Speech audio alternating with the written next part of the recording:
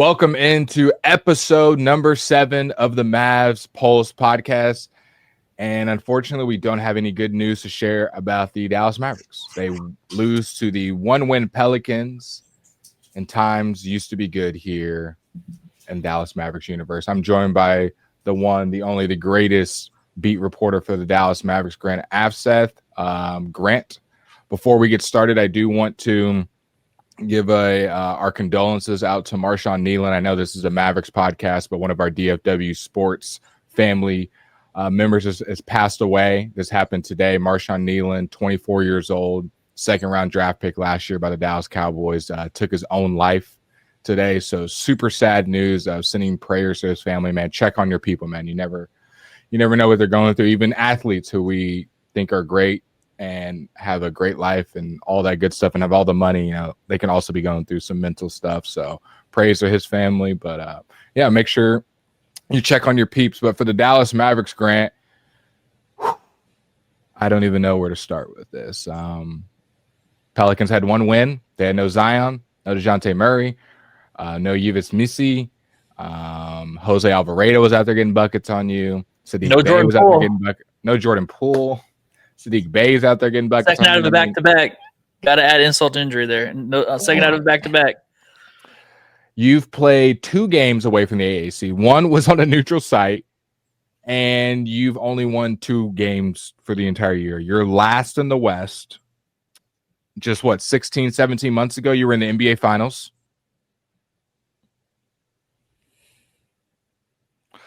You're not there right now, Grant. Walk me off the ledge, or just let me know what's going on with the Mavericks. What's going on right now?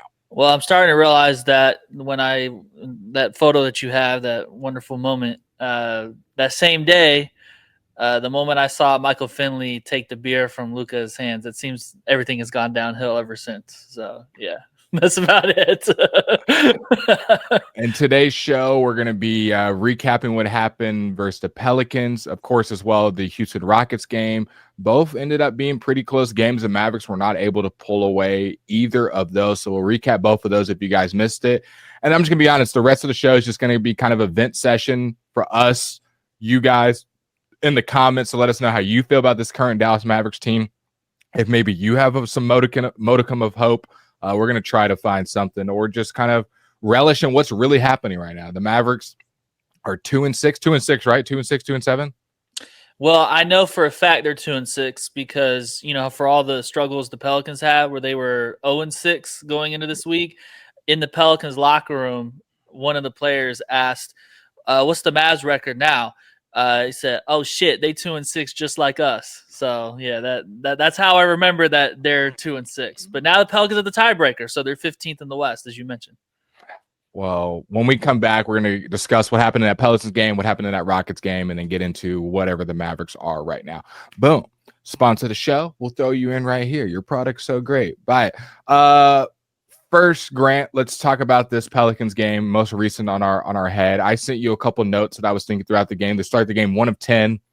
Max Christie is the only 3-ball. Jason Kidd changes up the starting lineup that we've all been asking for. So it's hard to have gripes because we said D'Angelo's got to start. Klay's got to come off the bench. Max Christie's got to be in there more. And all those things happened, and they still look lost on offense. Yeah, they were down 9-0, I believe, remember correctly, early on, and it looked like it was a painful task to put the ball in the bucket for a while. They really struggled, scored 19 points in the first quarter. They had a much better second quarter, scored 30, but yeah, it was just one of those games where you're playing a shorthanded opponent. You're shorthanded as well, but in clutch time, you got to get it done, and this was another game 3 times in a row now.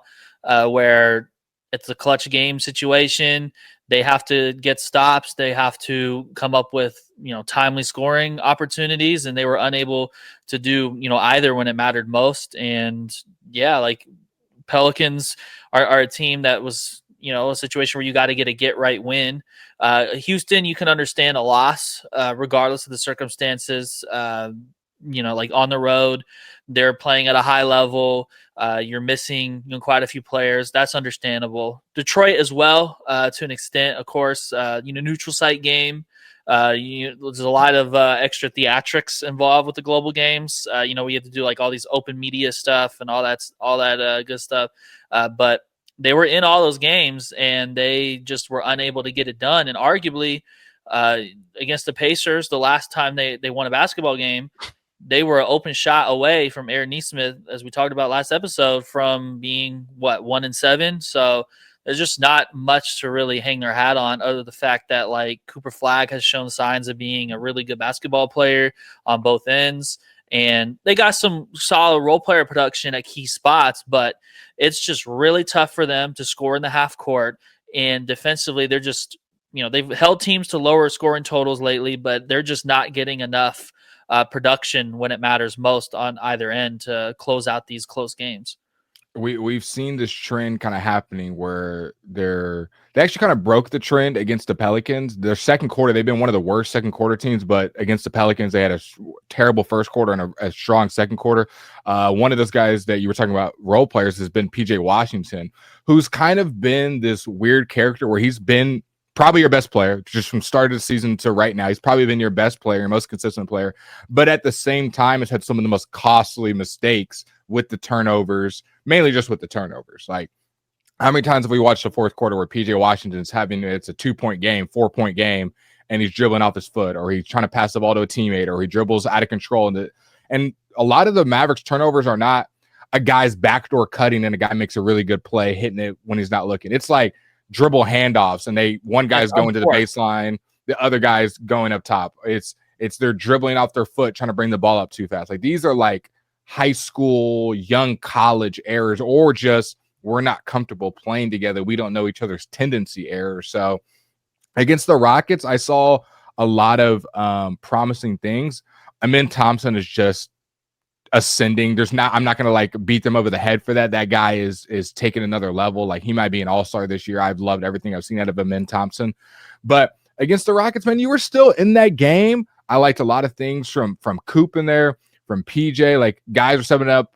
Daniel Gafford trying to do his thing as well. He's trying to work back from injury and getting his breath under him, getting his minutes. Jason Kidd getting to where he wants.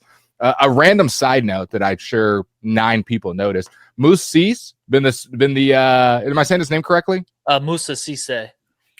What Grant just said. He's been the first big off the bench the last couple games, so he's trying to show that he can be a rotational piece for the Dallas Mavericks. Obviously, being on a 2-way contract, Dwight Powell is what he is. You don't really have any other bigs right there, so I've liked what I've seen out of Cisse, trying to just get out there on the court. Klay Thompson gets benched against the Pelicans to start the game, comes in, quick trigger, knocks down a 3, knocks down a jumper. I think he ends with 8 in the first half, doesn't play too much in the second half. We saw him in that fourth quarter get some minutes. But overall, what did you learn from Jason Kidd rotation-wise from the Rockets and the Pelicans game? Yeah, I think for the most part, they have been trying to solve for rebounding issues. Like in Houston, they gave up, I think it was around I forgot the exact number. It might have been 12 to 14 offensive rebounds in the first half, and they held them to 1 after halftime. Yeah. And I think that's why you're seeing Musa Cisse out there. He's really athletic, big, physical, can provide some paint presence on both ends. He's still raw, so of course there's going to be issues with some efficiency at times if he doesn't exceed expectations for the current point of his career. But that's just kind of the vision there of having more size, physicality, because with Anthony Davis being out and Derek Lively as well, they're in a position where they're often being forced to put PJ Washington at the 5 and small ball lineups. And for the most part, individually, PJ, I think he's been able to take advantage of situations, especially when he's playing against his own defense, like we saw in Houston, and he's in the middle of the floor, in the nail area, and he's just kind of the player they're working the ball inside to make a play. He did plenty of positive things there, but I think just collectively, that's just a very small lineup to have a 6'7" guy at the 5 and have to get a lot of stops, crash the boards, and then also get out in transition. And they don't really have a necessary a number one option right now.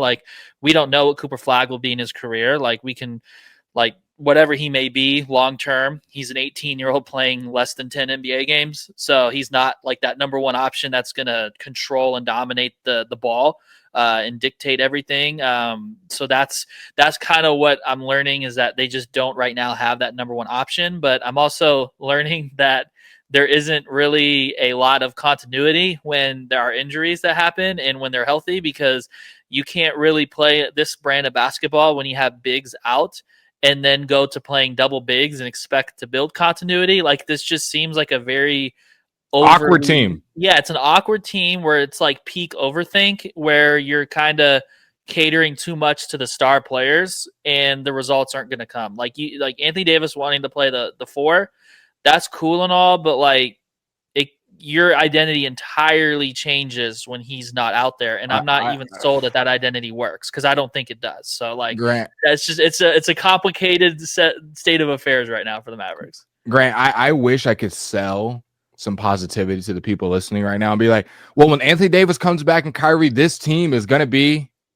No, I don't believe that in my heart. I do not believe that this team is a championship contender with Kyrie and with AD. From what I've seen so far with my two eyeballs and my brain that's watching the game, is not good basketball. It's an eyesore trying to see them score a bucket in the half court. They're fun in transition, because we saw Cooper Flagg poster dunk, great. He's had a couple good moments this year. I think Cooper's going to be great. I think Cooper is kind of aside from the rant that we're going to go on. Cooper's like to the side. I think Cooper's his own thing. 18-year-old, has shown a lot of promise, has shown both ends of the floor, transition, 3-level score. He still hasn't missed a free throw a year. Hopefully I don't jinx it right there. But Cooper Flagg has been great. I really don't have that much to say about him. He's young. I know he missed the game winner against the Pelicans. Little runner right at the free throw line. Wish it would have gone in. Good move. Whatever. It happens. You should not need a game winner against the starting the week 0-6 Pelicans, where everyone is just kind of waiting for them to fire the GM and the coach. He was a walking dead man. They were like, are we even gonna? I think they got San Antonio coming up. It's like, are we even gonna bring him to San Antonio? Are we just gonna leave him here in Dallas? And you let that team with Jose Alvarado and Sadiq Bey and a bunch of other guys that me and Grant, at least I learned about yesterday. Yeah, Trey Murphy didn't even play like to his standard. Like, he had some big games last year when they had a lot of injuries. Yeah, he wasn't hitting shots. Like, that's would he have 11 points, 12 points? Yeah. Like, that's someone you would expect to go off, but it was Sadiq Bey who had 22, and he's had some good games. But like, this is a guy. It's Sadiq Bey. He's coming off like an ACL tear or a major lower leg injury. If I'm not getting the correct injury, but it was definitely a major lower leg injury. That's just. Yeah. So I want to get those out of the way. Cooper Flagg, don't have much bad to say about. Max Christie shows every reason when he's on the court that he's a positive, whether it's from shooting the ball, moving the ball, back cutting defense. I got nothing really bad to say about Max Christie. I think his minutes should go up even more. And then PJ, for everything that he does good, it's kind of like a negative with, but PJ has been your most consistent player. He's the one that's attacking the paint. He brought you back in that second quarter, went on like I think he had like 3 and 1s all within like a 3-minute span in the second quarter. He was awesome. So those three guys to the side. Everybody else, and it's not personal. Everybody else, it's just such an awkward fit on this team, Grant. I mean, Klay Thompson, as much as I bag on him and I bag on him all offseason, I'm starting to feel bad because he didn't ask to get traded to a 2-6 team with no Luka and to be playing on coming off the bench for a 2-6 team that's not competitive with no offensive identity, where he can't even get shots up. And when he does, they're not high quality shots. I mean, as much as we all want to make fun of Klay, he didn't ask for this. I mean, he wanted the Luka-led Mavericks who just went to the finals. Now he's on a rebuilding team, a blow-it-up tank team, no offensive identity team. I don't even know how to describe this team, Grant. I've been watching basketball for a long time. There's not a it doesn't feel like it's just an AD away or just a Kyrie away. This team feels like it has no structure. It has no loyalty. It has no direction. And you see it on the court. We're not just talking out of our ass and just, our feelings are we miss Luka. So I can't. If you listen to me on the fan, I was like, I believe in this team. AD, and it can be a defensive powerhouse, top 3 defense. Cooper Flagg's going to be a stud. You got shooters, blah, blah, blah, blah, blah, blah. None of that's happening. So we got to look at what's the basketball that we're watching, and this team has no direction right now. And to think that they were in the finals 16 months ago, and let's be honest, I don't like bringing it up on the pod, Grant, but Luka's dropping 40 every night. Luka's beating the Spurs in a close game, hitting clutch shots, and the Spurs are one of, if not, our top 3 team in the West right now. What do they got? 2 losses on the season? Like, the Spurs have been phenomenal. That's not an easy out. And Luka is showing every night No Austin Reeves, no LeBron, no problem. 35, 9, and 13. And like, it sucks because it's not like it's some dream where he grew up in Arlington and Dallas and you didn't draft him. No, he was on your team, took you to the finals. It is so hard to build a championship roster and to get a generational player. And you had it in your hands. And you said, you know what? I'm going to sell this brand, or not this brand. I'm going to sell this 2026 Porsche 911 that everyone's won. It's super hard to get, super rare. I'm going to sell it for that 2014 Ford Bronco. I know it's used, but hey, I believe in it, aka Anthony Davis. And people make jokes, day-to-day Davis, this and that. And I didn't want to be part of that hive mind. I wanted to give him a chance. But Grant, there's nothing that Nico Harrison has done has shown me that I should believe in this team. No, and I think like when you look at the overall just transaction tree of Nico Harrison as a GM, a lot of times when he gets to do what he wants or blocked from doing what he gets to do what he wants, that's usually when the best things happen. Like if we're going to give him credit for the best trades he's had as a GM, that was the trade deadline before the finals run. He wanted Kyle Kuzma.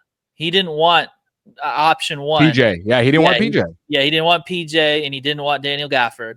And the thing that makes this even more kind of like just like fascinating to think about, those were all cleanups to mistakes that he made. Like he brought in Grant Williams, consulted Kyrie Irving.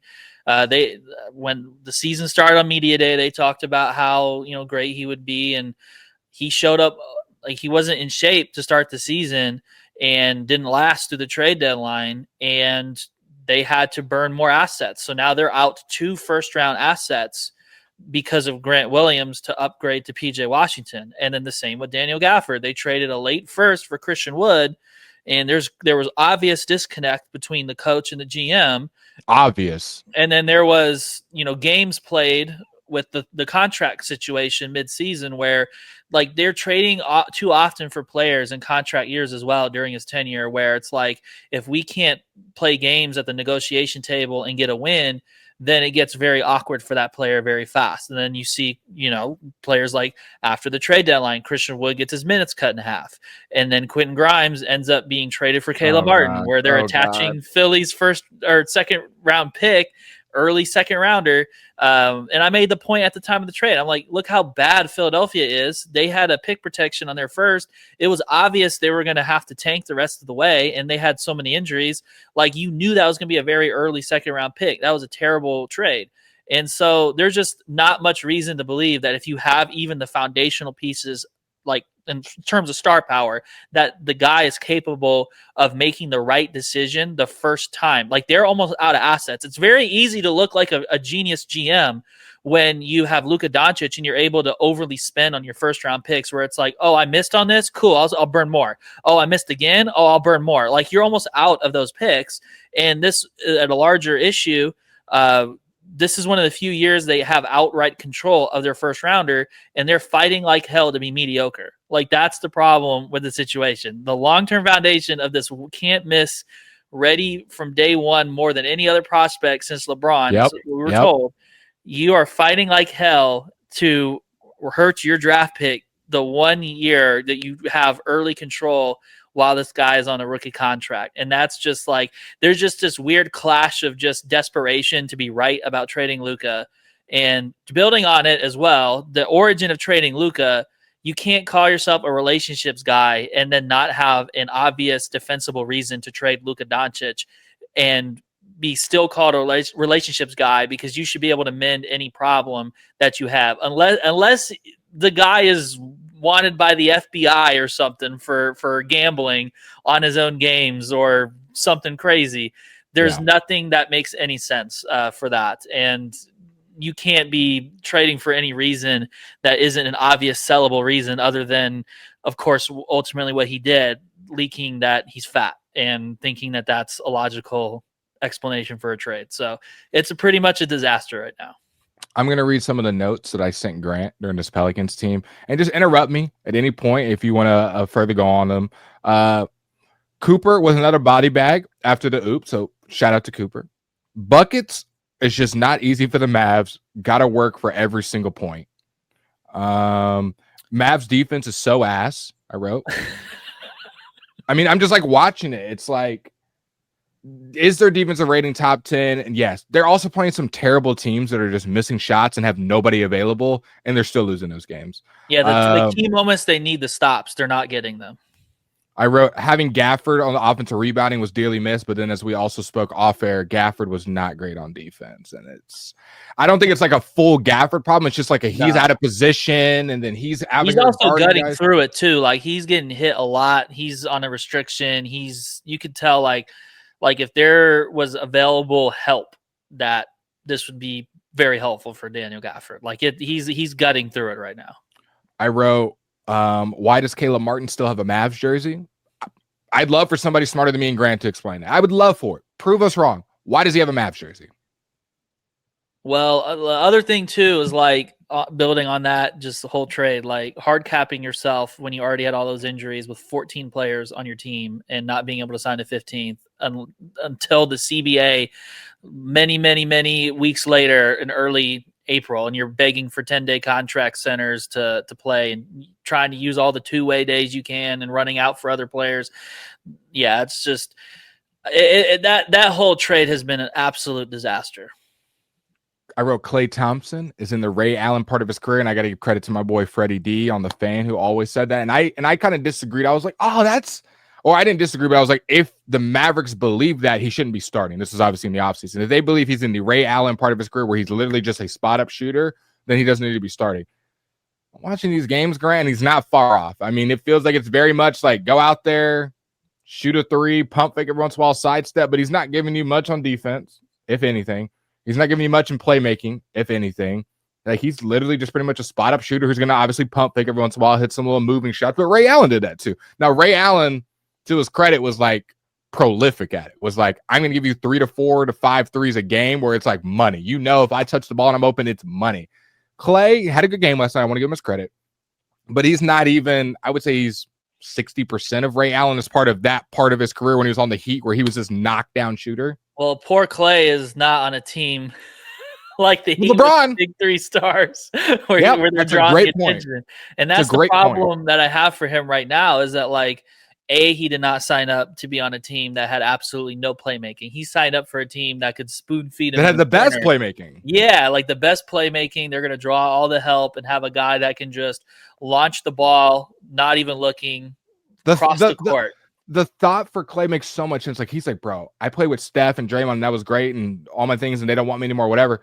I'm going to have such open shots. And I think everyone on the Mavs agreed. We're like, we just saw PJ and Najee and all these guys miss open threes against the Celtics. Klay, if we have Klay Thompson, he's Klay away, like 9 open threes away. The GM after the finals, he said they're a Klay away from winning a title. And I didn't think that was that bad of a quote. I was like, okay, yeah. I mean, Klay Thompson on this team, it's going to be great. I was a little spooked about the defensive side, but I was like, offensively, who's going to stop this team? It's too bad he didn't see it through and believe his own message. Yeah, you're not wrong, Grant. A moment of silence just for. Rest in peace to a Klay away, and also Derek Jones, priority 1A, 1B, and then you disrespect. That was crazy. My mind has forgot about Derek Jones, who was great, because it feels like Najee Marshall's done a good job of kind of being that Derek Jones, but I definitely forgot about that. We'll wrap up with this. If you've got any questions for us on the pod, send it in. We are going to continue covering the Dallas Mavericks here on Mavs Pulse. Do not fret. The Mavs could lose the next 10 games. Me and Grant will still be here, keeping you guys locked and loaded. I know it's tough right now, Mavs fans. I know. We are going to get through this. Any injury updates? Another injury report just came up, and kind of what's on the timeline for the Mavs for the rest of this week. Yeah, right now, basically, Anthony Davis was upgraded to doubtful. Everything else has stayed the same short-term wise. But before the game against the Pelicans, Jason Kidd had mentioned that the hope, not like the expectation, the hope is that Derek Lively's back before the end of next week. So that's something to kind of keep in mind as he recovers from a knee sprain. But Anthony Davis, I didn't ever really think that calf strain was super severe by any stretch. Like, he had been still doing light stuff in Mexico City. He's been traveling with the team.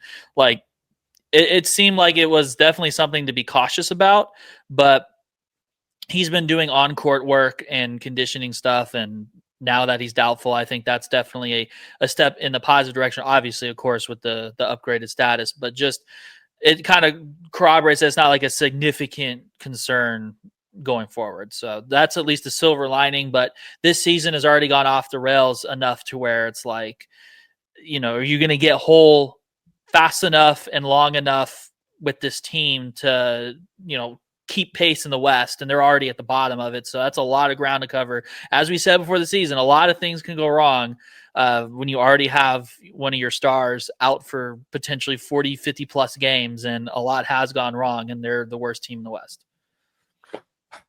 Everything you said is correct, Grant. What's the Mavs schedule this week? They play the Memphis Grizzlies Friday night, and they have a road back-to-back. So they play Washington Wizards on Saturday. So those are two teams that are, they already lost to the Wizards once at home. So that's, interesting matchup without Anthony Davis potentially. We'll see how quickly he's able to progress. But, that's two teams that are very winnable games. But it gets pretty challenging next week. They're going to be playing Monday back at the AAC for a good block of games. Like this bleeds into the following week, of course, as well, but they start another lengthy homestand. As we talked about, they started out with a historic homestand. I know at least since the 80s, no team has started with that many 5 consecutive home games, but Monday they're back at it for a start of a 4-game homestand. They play Milwaukee on Monday, Wednesday against Phoenix, Friday against the Clippers, Sunday against the Blazers. And then it's still a lot of or home heavy after that. They go one off to Minnesota, and then they're back at home for another 3 games. So they really have to lock in and get home wins against, not easy teams. Like Milwaukee is a tough East team. Clippers, of course, like they're going to have to lock in and get some wins at home. Well, hopefully the next time we're talking about this team, it's after a win. If not, we might turn this into like Team Tank of like, we don't want you to win games. And I'm glad you didn't win this. And Cooper Flagg looks great for the future. And Max Christie, we're just talking about all the young players. And I don't know, it could go downhill, but the only way you'll know is if you stay locked into us on the Mavs Pulse. We appreciate all the love that you guys have shown. Share it with your friends so we can get it out there for you guys. So until next time, hopefully we get a Mavericks win. Taking this picture behind you because unfortunately with Nico, it won't happen again. Toodles.